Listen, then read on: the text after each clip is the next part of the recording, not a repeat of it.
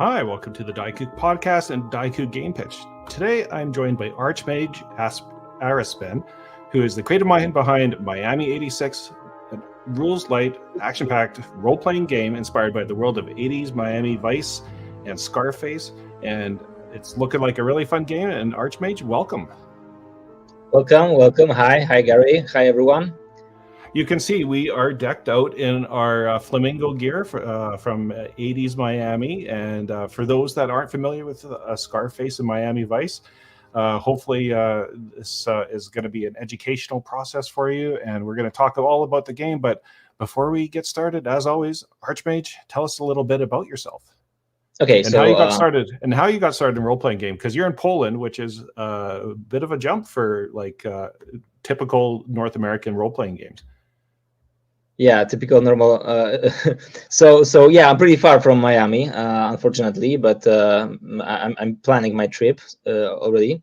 My name's Maciej Wróblewski, but this is quite hard to pronounce. So I go by Archmage Arispen, which is still not easy for everyone maybe to pronounce, but that's my name of as I said. My first character when I started playing Dungeons and Dragons when I was 12. So that was the name of my wizard. I started publishing role-playing games. You can check on my itch. I think it was 2 years ago already, with a business card role-playing game. Where is it? I'll find it later. Here. So this was like, I would say, already something that was quite popular and still is, and then after that I tried another one. I'll put all of those games on itch. Then I tried to actually sell something physical, so that I put on my itch. And then last year I, by accident, became a publisher in Poland, because we are one of those countries where Wizards of the Coast are not anymore interested in. So I know there are biggest countries like Brazil, but unfortunately our 40 million country is as well abandoned by them. So me and my best friend Rafał, we translated a portion of SRD and published it. I can show you as this book. So this is like essentials kit, you could say. It's like 100 pages. It's a player's handbook, dungeon master guide, and monster manual, all in this book. So this was like my, let's say, publishing debut in Poland, and that's how I learned how to publish books. And with that experience of designing little games and little bigger games and publishing books, I thought this is the good opportunity and the moment to make something bigger. I'm not reinventing the wheel. I'm not making my own RPG system. And I thought maybe going with 5e was not the best idea, so I went with the system that's known for from games like Into the Odd, Cairn. I think you and your viewers might be familiar with those games. Yeah, for sure. We it's a D20 roll under system, similar to Into the Odd. And as far as like the development cycle of it, when did you actually get started with the idea of it? And I'm going to bring it up on screen because it's just to give people a sense of the vibe of it all. When did you get the first idea for this, and why did you choose this era or genre?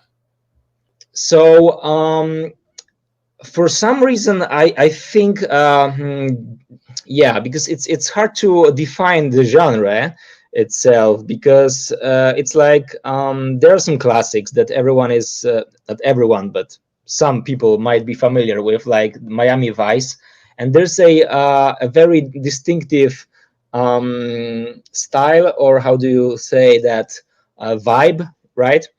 So aesthetics, that was the word I was looking for. So And I said this aesthetics is very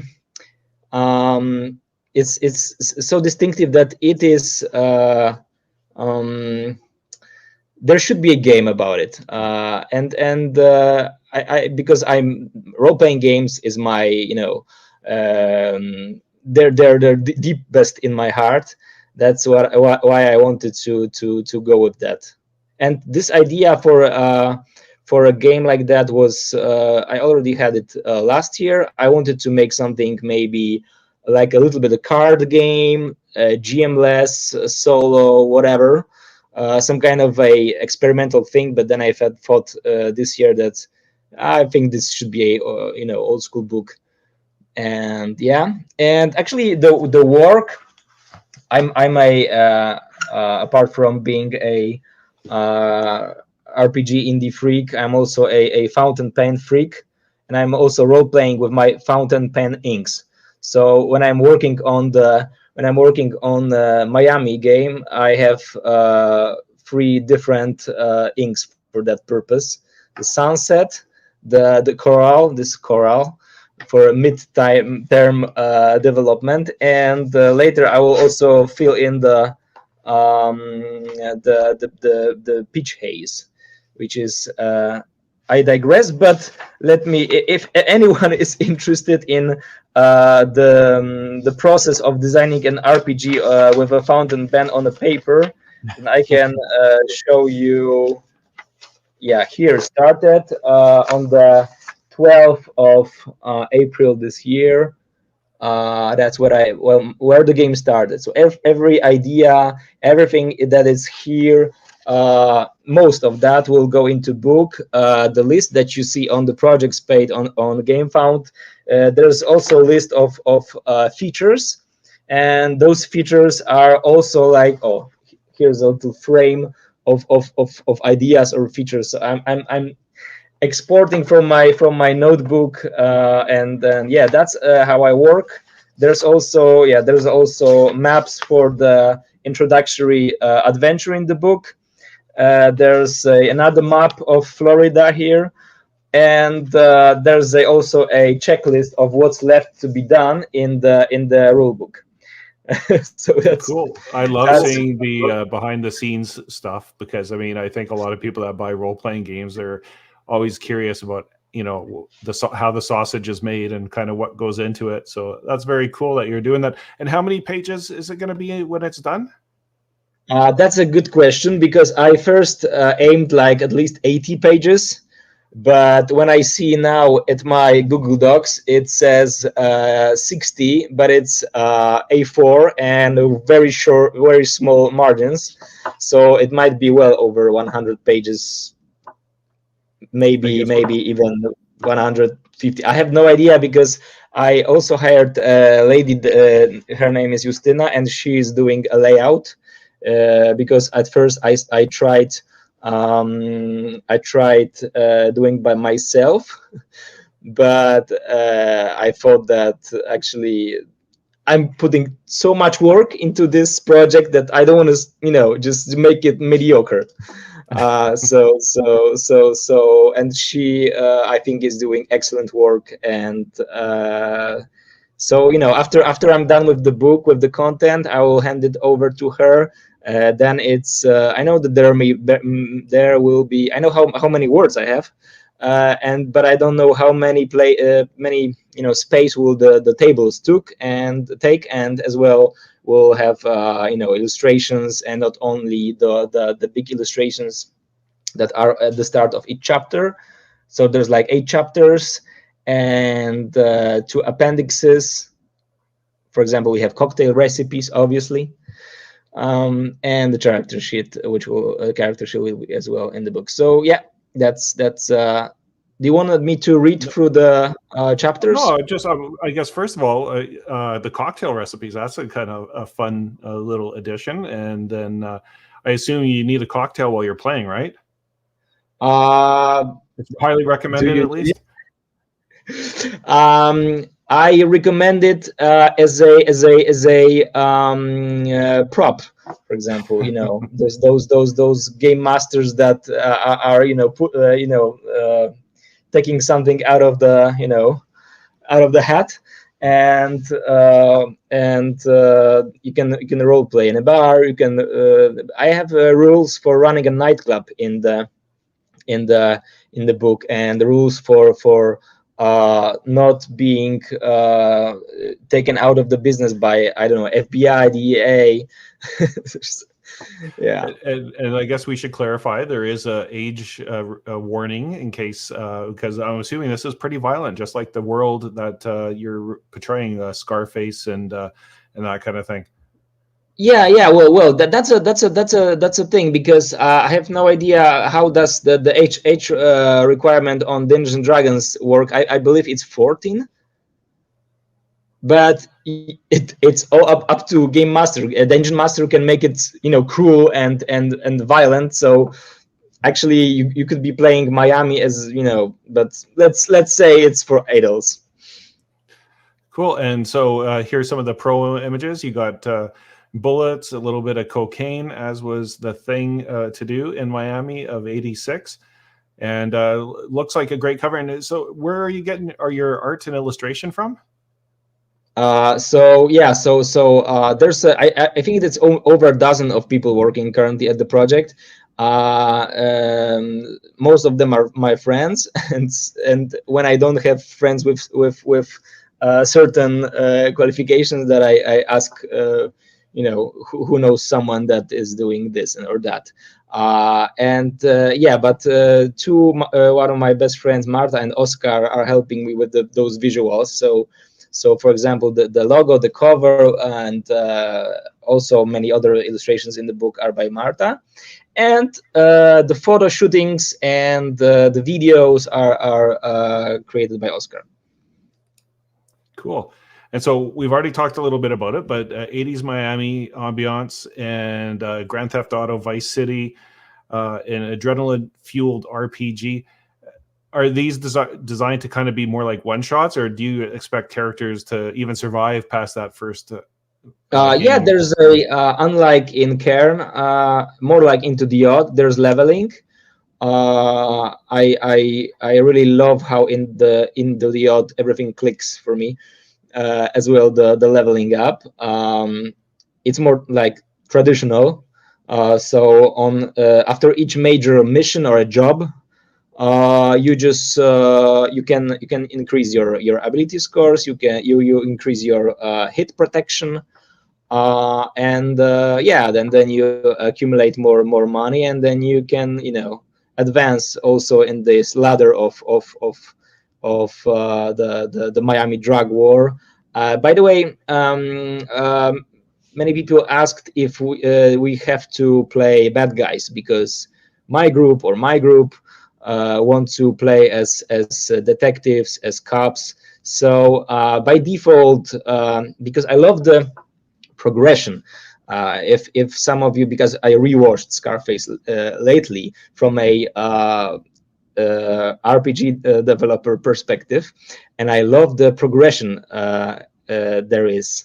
So first, Tony Montana is in a, you could say, I don't remember how it's called, but it's quite like a refugee camp, and that's his first quest. Being like homeless person. Then he is someone just a little bit more than that. He's doing dishwashing somewhere in a very bad looking place, and this is his second job. And then it's the very famous chainsaw scene, which is like one shot. I would say a very interesting one shot. So the one shot adventure in the book is a little bit longer. I mean, in terms of number of encounters or the way you can approach the building and things like that. But I really love the scene because I immediately translated that in my mind for a for a quest in a role playing game. And then he goes up and up and up, and then there's a huge mansion that is, by the way, a real place. I don't know if you knew that. No, I didn't. Yeah, it's, you can buy it. It's in California, and it's like you have to be very rich to buy that, because I know it's, if it's tens or hundreds of millions of dollars. But I also included that in the book. And by the way, yeah, I apart from those things mentioned here, like Scarface, Miami Vice, and Vice City, which obviously Vice City based on the previous ones, but I kind of grew in this era of, I would say, the best games in the age of Neverwinter Nights, Morrowind, Vice City, Diablo, and 2, and that was my favorite period in video games. So yeah, but so obviously I'm very nostalgic for Vice City. But apart from that, I recently made a research on Miami drug war, so real history, which is very fruitful. And there were so many crazy histories there, stories. For example, I'm covering NPCs. Will include NPCs, and those NPCs are the most, let's say, renowned characters that played major roles there then. So we have Willie and Sal, we have Griselda, we have other characters, and yeah, one of my favorite ones is we call him differently in the book, but he was a smuggler that had a private island on Bahamas. Um,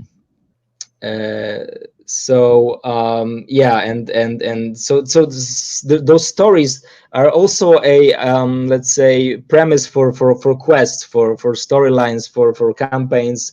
But yeah, what I wanted to say is that we covered those major characters from the Miami drug war, and for the rest, and for your own next ones, we have a random generators, and random generators. One of the chapters in the book is solo toolkit. So you can yeah, someone asked me like, whoa, can I get those artworks just from the book? And I say, just buy the book, buy the PDF. And he said, I don't know if I will have someone to play with. And I said, like, no problem, there's a solo toolkit in the book, there's a solo adventure that you will get for free if you follow now. And yeah, so we quite focus on this solo and GM-less aspect, because I think it's getting more and more popular. And yeah. Cool. And I see you've got like your swag there. And are these is that a brochure, trifold brochure there? Yeah, I called it pamphlet, so adventure pamphlet.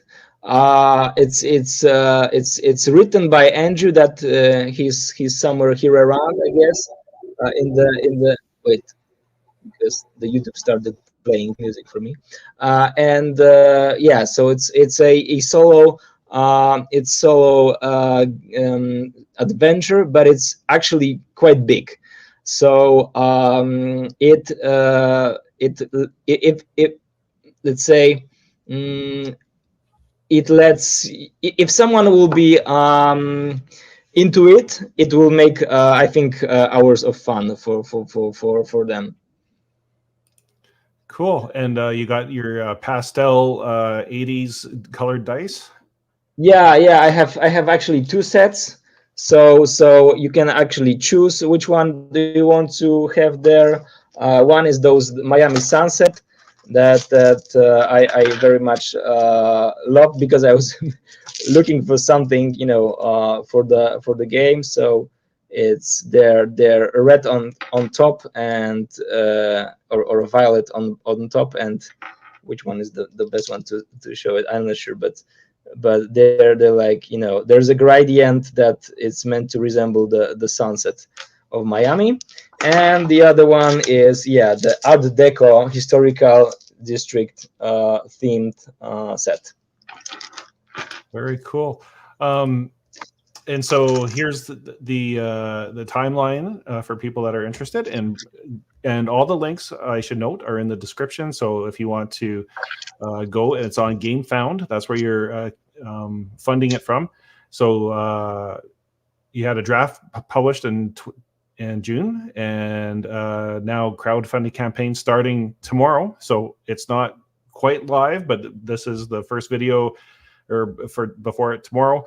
And then in September, the campaign ends. And then tell us what happens after that. When the campaign ends? Yeah. What's how are people going to receive this product?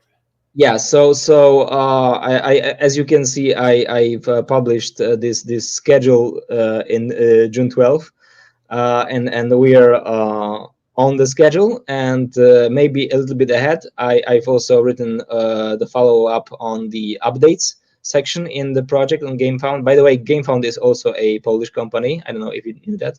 I didn't know that, but I know that in Europe, it's a lot of people use it because it's just the easier process. And I don't know if you looked into the Kickstarter or backer kit. And so tell us, for those that are like indie game designers, like what it's Polish, so that makes you probably lean towards that. But what's the benefits of GameFound for those that haven't used it? Yeah, before? I asked them, should I only go with you because of the local patriotism? And they said no.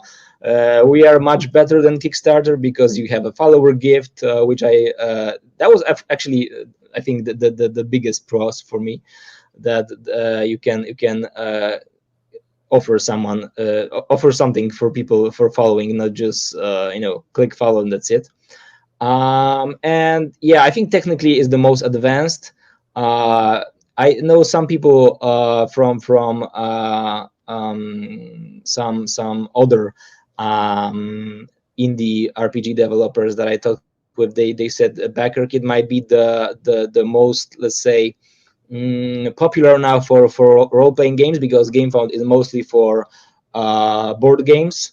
I'm also create one board game lately, so I might be doing more board games in the future. But so it makes sense as far as you can do both at the same time, and it's Polish, so why not, right? Exactly. And there, by the way, another pro is that they're offering a very interesting model of marketing services. So they don't charge upfront. They're tracking their commission, and you're just paying with the commission for their marketing services whenever they sell your products through their campaigns. Cool. That's actually a nice feature. I think, as almost every indie game designer knows, the discoverability or the marketing of your game is one of the hardest parts. So that's cool that they've kind of tapped into that. And so all the links are in the description to GameFound and your itch page. And on your itch page, you have your one-page version of this. And so people can get just a brief kind of feel for how the game works, and all the different, I guess, character generations and stuff you can buy. Yeah, I'm pretty active on the one-page RPGs subreddit. If you go and click the top rated all time, I think there are a bunch of my stuff there. So I love them. As someone said, that it's easier to make something big and complex than it's to make something small and interesting. So, but I wanted for people to get a taste of my game, and I think it was quite successful in the let's say feedback. So cool. I for that reason I think I'm going in a good direction. And so this is the GameFound page, and you've got some details. You've got some people can ask questions or make comments, and it's got more of all the stuff that you've seen here today, and some other kind of details as far as what people should be able to expect. So once again, links are in the video description. There's a play test I know that you guys did. And so, yeah, it's looking like a fun game. And I think it's going to be a big success. Look at that. You get all the weapons that you can choose from. Here's the roadmap, all the rewards, all the different versions of it. Yeah, just looks like a lot of fun.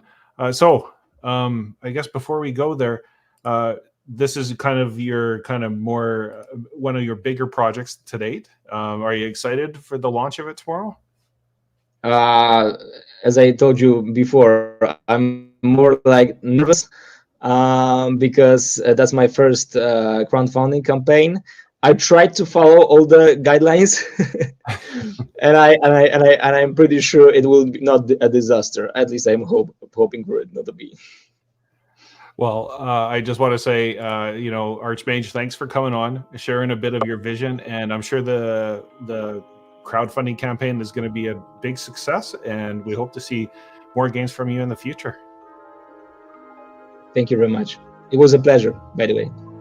Oh, I'm happy to have you on. And if you are an indie game designer and you have a game that you want to pitch and it's not 5e D&D, all you have to do is go to daikugames.com/gamepitch, and there's a form to fill out, and you could also be on the show and talk about your game and how you're creating it and how you're funding it and all the good stuff that comes from that. So visit daikugames.com/gamepitch and tell them Game Pitch Gary sent you.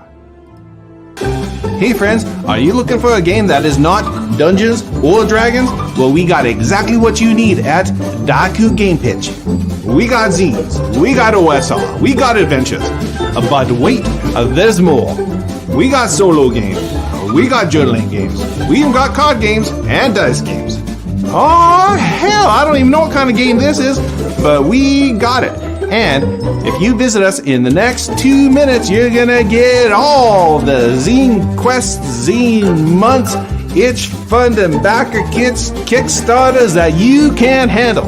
Visit us at www.daikugames.com and tell them a Game Pitch Gary sent ya.